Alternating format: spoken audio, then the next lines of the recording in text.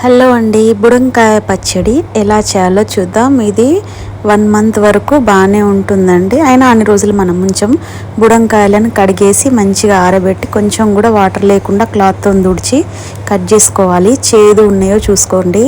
ఆ తర్వాత మనం ఆయిల్ వేసేసి పోపు గింజలు, జీలకర్ర, ఎండుమిర్చి, ఇంకా దీని పేరు గుర్తుకు రావట్లేదు, ఎల్లిపాయలు వేసేసి పోపు చేసుకోవాలి. అది చల్లారేలోపు కారం, వేరే గిన్నెలో కారం, ఇంకా ఉప్పు, ఇంకా లైట్గా ఫ్రై చేసిన మెంతులు పౌడర్ చేసుకోవాలి.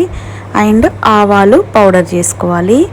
మెంతులు 1/2 టీ స్పూన్ వేస్తే ఆవాలు 1 టీ స్పూన్ వేయాలి. ఇదంతా కలిపేసుకొని ఇందాక పోపు చేసుకున్నాం కదా, అది కంప్లీట్గా చల్లారాలి. అది చల్లారినాక దాంట్లో ఇదన్నీ మిక్స్ చేసేసి ఆ తర్వాత దోసకాయలో కలుపుకోవడమేనండి, అంతే. ఇది మంచిగా కొంచెం కూడా తడి లేకుండా పచ్చడి చేస్తే నిల్వ ఉంటుంది.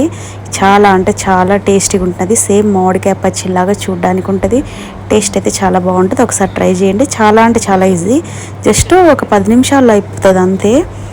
ఇక్కడ మా పాప చూడండి, మా పాపకు నోరూరిపోతుంది. నేను మా 2 పిల్లలు మేము పచ్చళ్ళు బాగా తింటామండి. పచ్చళ్ళు లేకుంటే పచ్చి కారం ఇలా ఉంటే బాగా తింటాం. అందుకే నేను అప్పుడప్పుడు చేస్తూ ఉంటాను. నచ్చితే లైక్ చేయండి.